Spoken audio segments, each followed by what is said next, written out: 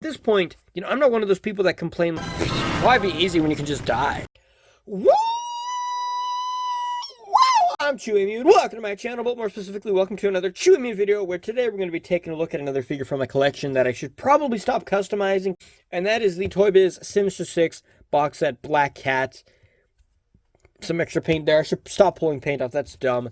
And I have an electro base here, which I'm going to put her on so she doesn't fall over. And you may notice this figure now has been purged of the sin that is those really stupid pelvic joints that are just dumb. Like, there's no good way to explain it, because those legs have been completely annihilated. They've been removed from existence.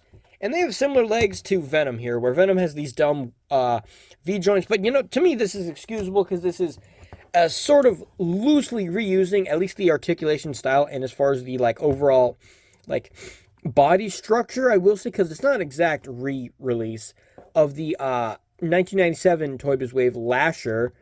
And this one does have the weird pelvis joints that move like this. To me, this is acceptable because this is using a 1997 body when Toy Biz wasn't prioritizing articulation. So to me, this is okay. This, on the other hand, is a 2004 Toy Biz figure, and this was released the same year as stuff like Sinister Six Spider-Man, or like a Daredevil, which is now a custom Scarlet Spider.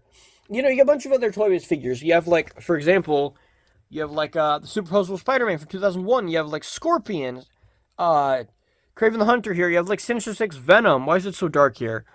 If we do this. Yeah, you can see a bunch of figures here. Most of these are from, the 2002 to 2004 range. So, it's kind of dumb that at this point...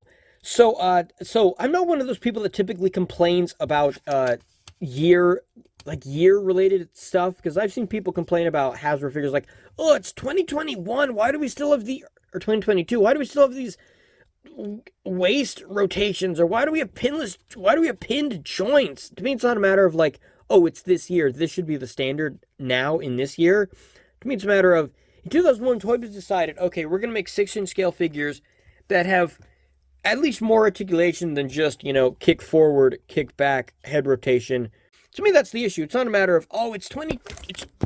But the biggest difference is she has a different pelvis, which this pelvis is actually from the Humberto Ramos, I think, Flip and Zip, or Aerial Flip, or something kind of like that. The Humberto Ramos Spider-Man, the one that has, the huge hands and the Deadpool eyes. And so I gave her this pelvis, because it kind of fits the waist. It is a little bit too big and kind of unsymmetrical or asymmetrical on that side. And the butt doesn't exactly look like a female butt, it looks just like Spider-Man butt. And these legs come from everything above her knee. I think her knees are also from Spider-Woman, which Spider-Woman I'm making a custom with. So I was like, I'm gonna give the legs to Black Cat, so Black Cat can have legs, and then I'll give Spider-Woman, I'll give her different legs. So yeah, these legs, I feel like they worked really good. Obviously the red joints here, obviously they're not black, because when you move the joints, they remove, or they come off. And then when I kick this leg, the paint comes off here.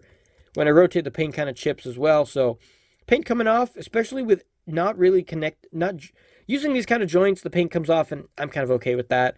When you bend the knee, you don't see the paint coming off, and I mean, you kind of do.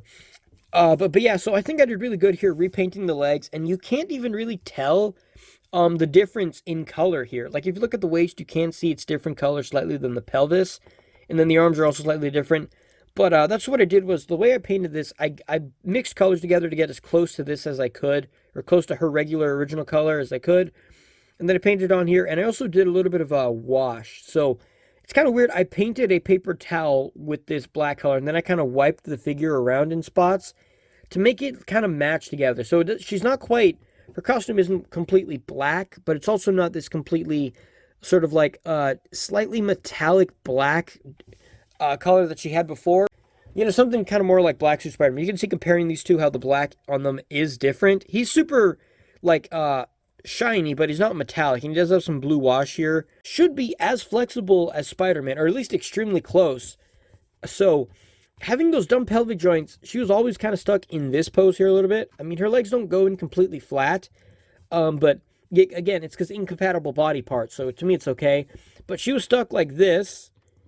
And then you could kick the legs at an angle like that, and then they would rotate halfway down the thigh, which was dumb. But her double joint knees, ankle pivot, toe, all this posability below her knee was perfect, and everything above her waist is perfect posability. You know, good hand joints, good fists, perfect elbow joint. You know, all that's good ball joint shoulders with armpit joints.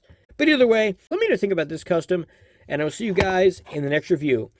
I've done WAF for this figure so much, I don't even need to do it anymore. Bye, guys!